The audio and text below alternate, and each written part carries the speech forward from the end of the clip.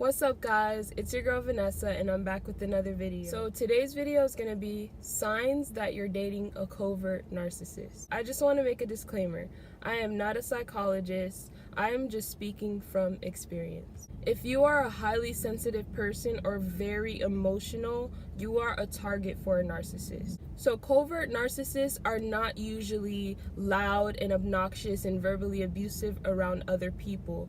They are very, quiet and reserved, and you could almost label them as an introvert. These are the people that I call the closet abusers. They're very sneaky. They're only abusive behind closed doors. So, as you know, a narcissist is somebody who is very arrogant and entitled and grandiose, is a person who has a lot of pride and thinks they deserve special treatment. So a covert narcissist has this mask and this false image that they portray to the world. And it's almost like they're playing an actor in a movie. The real them is just really broken down inside. So they have this false image that they show to the world, that they're so confident, they're loving, they're charming, but in reality they are not. It is all a mask and it is a false image. After a little bit of time, that mask will fall off. They cannot play that part for a long time. Like I said, they are closet abusers. When they abuse, it will only be to you who are in the relationship with them or their family or whatever, but no one would ever suspect that they're an abuser because they're so charming, they're so loving. So when they're outside, if you were to tell anybody that, oh my gosh, the person I'm in a relationship with is abusive, they would look at you like you're crazy. No one would believe you. They would say, him? Really? No way. These people are so good at fooling people. So as I said in one of my previous videos about narcissists and how you can tell someone is a narcissist, they have no empathy and they don't have a conscience. So that means they really don't care about your feelings and they will treat you any type of way because they really cannot relate to you in that way. They cannot feel your feelings. They cannot feel what hurts you. So here are a couple red flags that you are dating a covert narcissist. When you first encounter this person, a way that they're going to use their charm, if you say you're not ready for a relationship or something, they're going to say, oh, I just want to be friends. That's how they enter your life, as a friend. They will come in and just be this friend to you, and you're going to feel like you guys vibe so well. You're going to talk and they're going to tell you everything you want to hear. They're going to be like, it's going to feel like this person knows you so well. You guys have all the same likes. You guys like the same music, the same food. You guys went to the same concert on the same day. This person is going to mirror you. So it's almost like they're shadowing you. Everything that you say, they're going to say, me too. That is the way that they're trying to win your love. So they're going to mirror all of your hopes and dreams just so you can fall in love with them. And that's how they enter your life, as a friend. They're going to say, friends first. I just want to be your friend.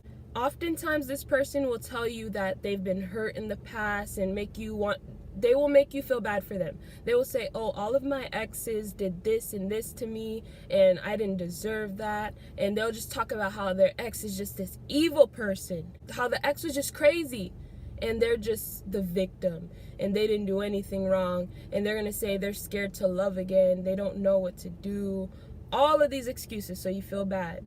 Like I said before, they're going to be extremely charming. They're going to seem so perfect that it seems unreal, and that's because it is not real.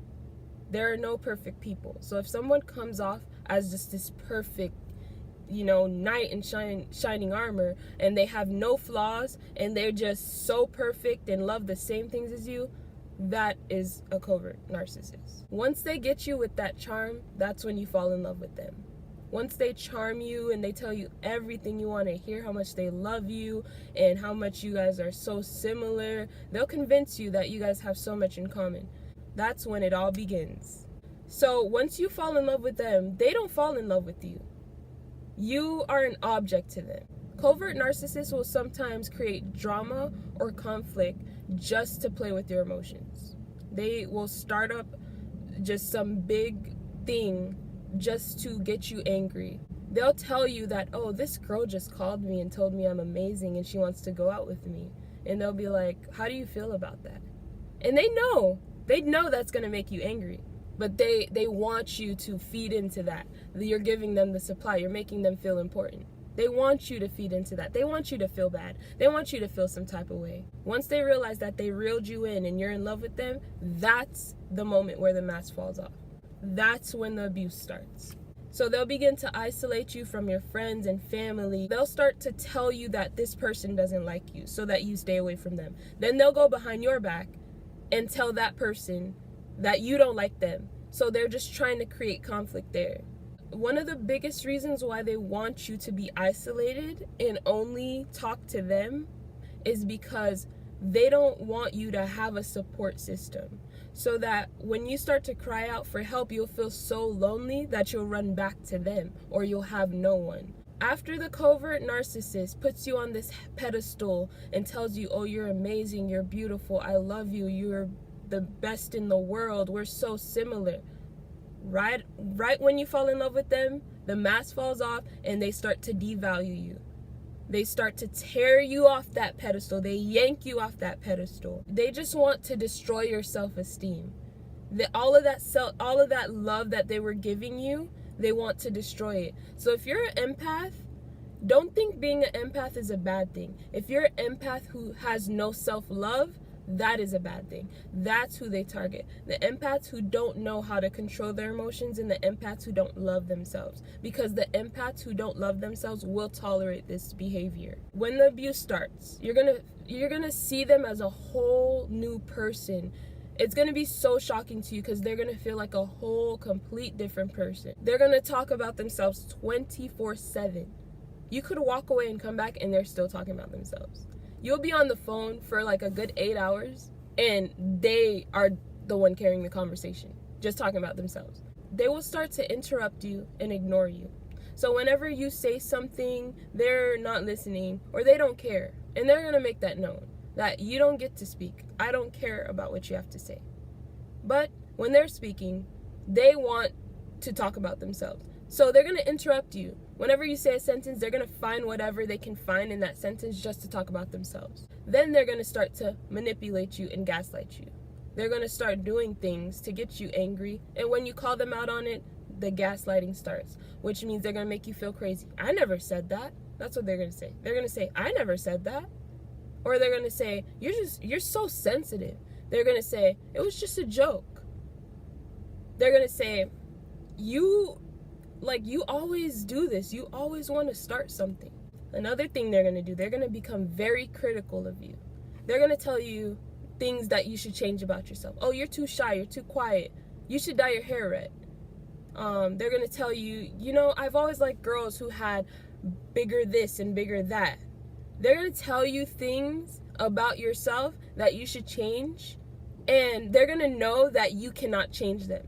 For example, if you're a really quiet person, they're going to tell you, I need you to be more outgoing, when they know that you were born this way and you can't change that, They're going to tell you that you need to just become a whole complete different person to please them, when they know that you're not able to reach that thing that they want you to do. And if you ever do reach the thing that they wanted you to change, they're going to add something else. It is going to be like you're a hamster on a wheel. And you're never going to reach the goal that they set for you. They are never satisfied. They're never going to be satisfied with what you do. Ever. So they are impossible to please. Another manipulation tactic they use is when you call them out on something, they will change the subject.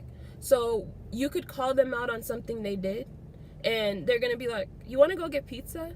Or they're just going to bring something up and you're like, huh? That's not what we were talking about. You're going to tell them something that you don't like about them. They're going to change the subject. One of their biggest manipulation tactics, because, they feel that they're so smart, you're going to call them out on something. When you call them out on something that they did wrong, they are going to charm you. They're going to bring you flowers. They're going to be like, babe, I love you. You're everything. So that you forget that you're angry. That's what they do. Once you are angry to the point where you are just out of your mind, crazy angry, babe, I love you, you're everything, we're meant to be together, you're so beautiful, I love your hair. They know that's going to work on you. And if that doesn't work today, they're going to take a break. They're going to pull back. Oh, she's still mad. They're going to wait till tomorrow. Babe, I love you. You're everything. I'm so lucky to be with you. Just so you forget that you're angry and you stop calling them out on the wrong that they're doing. Basically, you're their personal punching bag. They will talk about how much everyone loves them and how they're this great person. Everyone wants to be around them, so that you feel like you are lucky to be with them. You will start feeling like you have to walk on eggshells around them. Like you cannot completely express yourself because you know they're going to get angry with you. They are control freaks, basically. They are going to start controlling the conversations you have. They are going to start controlling what you eat, what you do, what you say, where you go. Everything is under their control. It's almost like the dominant and submissive roles. Like you submit to them because you're the woman, and because they're the man, they tell you what to do, when to breathe, when to use the bathroom, what you do with your life. And you will accept it because, you know, you don't love yourself. Another manipulation tactic that they use, which is really smart, is they start to groom you into the person that they want you to be. For example, they will say, I'm so glad you're not like my ex. My ex always used to call me and ask me where I am, and she used to get angry when I used to talk to other girls. She would get angry when another girl would sit on my lap, or if I would kiss another girl on the cheek. Right there, they're trying to groom you so that you suddenly become okay with those type of behaviors. That's what they're trying to do. They're complimenting you because that's how they want you to be, so that they continue to have that control over you. Another way that they manipulate you, and this is almost, it's going to sound crazy, but I think of it almost like hypnotizing. Subconsciously, they're going to keep saying these certain words to you so that they go into your subconscious and that you start to actually do them. So, for example, submit or submission. Every time they talk to you, they're going to somehow slip that word in because that's how they want you to be. They're going to be like, you know, submission is very important because this and that. Then tomorrow you're going to be talking at lunch and they're going to be like, you know, I saw this movie on submission and I think it's really important. So that word, they're constantly drilling that into your head because that's what they want you to be. They want you to submit to them. Bow down. Submission, submission, submission. They're drilling that into your head every time. And you know, some people might realize this, some people might not. You might just be like, maybe they just really like that word. But no, they're drilling that into your head because that's what they want you to do. That's how they want you to be. Pretty soon you're going to be like, submission, submission, yes, submission. So I'm telling you this out of love. Beware of the covert narcissist. Usually anything that seems too good to be true is usually too good to be true. Any person that you see that comes off as too perfect, no flaws, just amazing, charming all around, run. They ain't real. Get out of that relationship if you are in one. If you can relate to any of the signs and you see these signs in your partner, get out. Do not try to change them. Don't try to talk to them. Don't try to, go to therapy with them. Listen, honey, get out. Get out of the relationship. Run. If you listen to me, okay? I'm telling you from experience. Get out. Leave. Run. These people are evil and incapable of loving you the way you deserve. Get out. I know you fell in love with a charming person and you always hope for that person to come back, but they're dead. That was a mask. You fell in love with a character. That person does not exist. Don't wait for this person to come and change or come back to the person they used to be. That was just to get you to love them. Their abuse becomes like a drug because you're always waiting for that dose of dopamine. You're always waiting for that charm to come back, but it's never going to come back. They will continue to abuse you and then charm you just so you stay. And it's going to be a cycle, a never-ending cycle. They abuse you, you get angry. They charm you, you stay. They abuse you, you get angry. They charm you, you stay. I love you so much that I'm telling you that. You know when somebody gets food poisoning from a restaurant and they leave a review? And they say, don't eat at that restaurant, you gonna die. That's me, honey.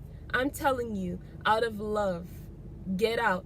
Thank you so much for watching this video. If you think you're dealing with a covert narcissist or just a narcissist in general, leave a comment. Yeah, let me know if you want to see a part 2 to this video. Like, comment, and subscribe. I love you so much, and God loves you too. Bye.